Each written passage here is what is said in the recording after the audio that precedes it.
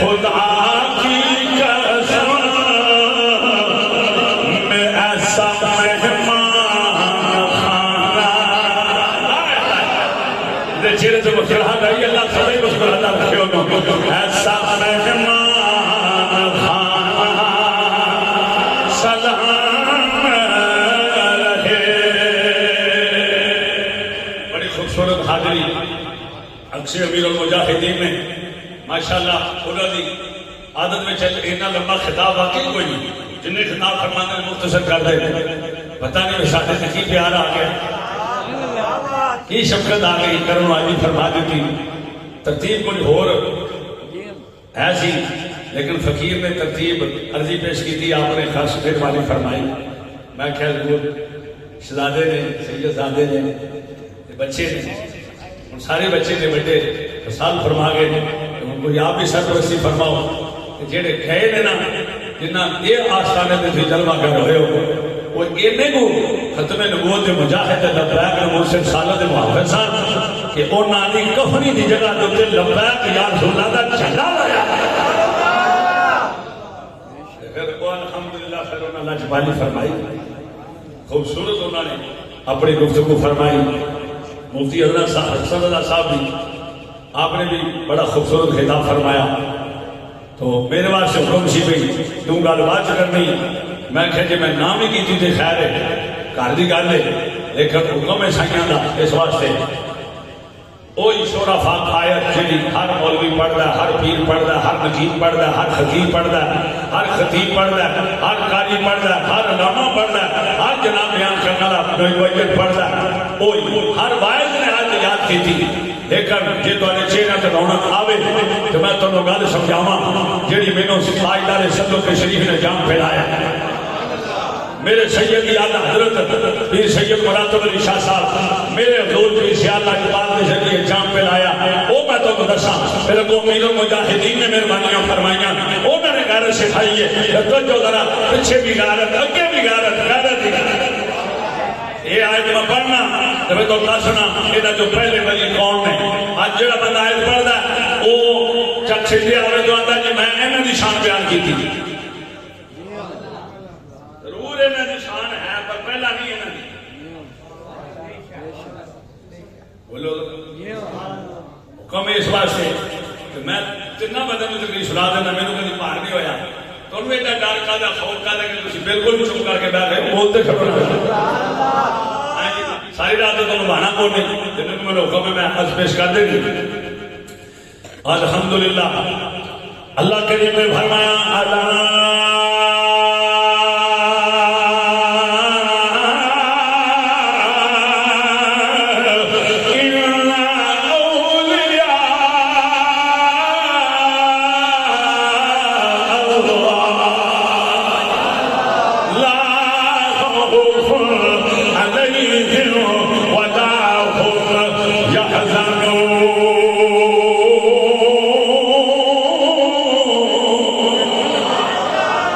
حضور سادہ والا شان پیر سید اویل شاہ صاحب سجادہ نشین آستان آلیا چشتیہ سلیمانیہ آج جب سیدہ شریف آپ نے حکم فرمایا کہ جناب اسی شان اولیاء بیان کرو ہاں صدا جلوہ کرنے بڑی توجہ نہ دے بڑی حکمت نہ سماعت کرو میں بھی یہ ہستی ساتانے دے بڑے بیان کیتے ہیں پر میرا بھی اجلا انوکھا بیان سماعت کر لیا دے ایک 11واں پارہ سورہ یونس سے ہر بندے بندے کو ہر مولوی ہر خطیب میں آتے یاد ہے جب میں ترجمہ کرنا ہے پھر کنجوس بندہ میں مداد نہ دے وہ دور دا شکی دار دے اللہ فرمایا خبردار چیڑے چیڑے اللہ دے دلیل ہے انہوں کوئی خوف نہیں انہوں کوئی غم نہیں اتنا گلیاں تو مراد پاکستان دے اولیاء مراد نہیں اتنا گلیاں تو مراد ہندوستان دے ولی مراد نہیں اتنا گلیاں تو مراد عراق و بغداد ایران و شام فلسطین دے اولیاء اللہ مراد نہیں اتنا اولیاء تو مراد سب تو پہلے صحابہ اکرام مراد کیونکہ جنہ دی شان 5 آیت آئی جنہ دے دیا آیت آئی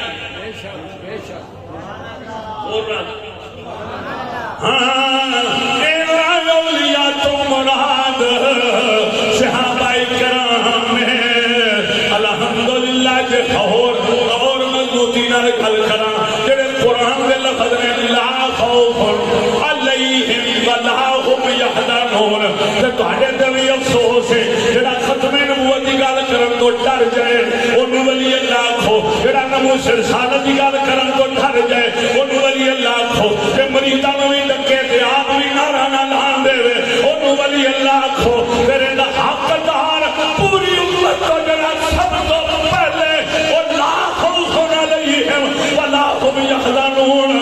پوری امت جو پہلا ولی ہوئے جدا نام صدیق اکبر ہے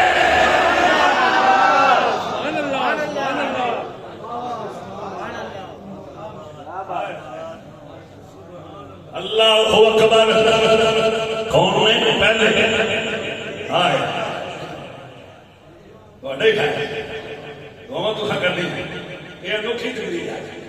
یہ تو کدی کسی تقریر نہیں یقین جو حاجگان کی گل ہوتی حاجنا مراد ہے نہیں لیکن پہلے کون مراد ہے صدیق اکبر کیا بات ہے بابا جی سبحان اللہ لا خوف علیہم کی گل ہونی ہے پہلے فرمایا الا ان اولیاء اللہ خبردار جڑے اللہ کے ولی نے دھیان نال انہاں نوں خوف کو نہیں ہوندا جدوں تو ولی آنا او ڈردے پھردے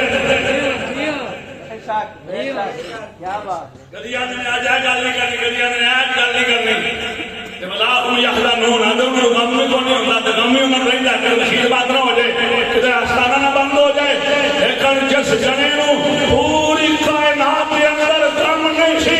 اور غم خوف ہوندا اپنی ذات دا خوف ہوندا اپنی ذات دا جنوں صدیق اکبر نوں اپنی ذات دا خوف نہیں سی ولا هم یحزنون پیچھے میری بیوی دا کی بنے گا پیچھے میری ماں دا کی بنے گا پیچھے میرے بچیاں دا کی بنے گا ایتھے خوف ہونا لا خوف ہے ایتھے واحد ہے اوتھے جمع فرمایا اوے اونوں آندے نے ولی اللہ جنوں ذات دا خوف نہ ہوئے قبیلے دا غم نہ یا رسول اللہ یا رسول اللہ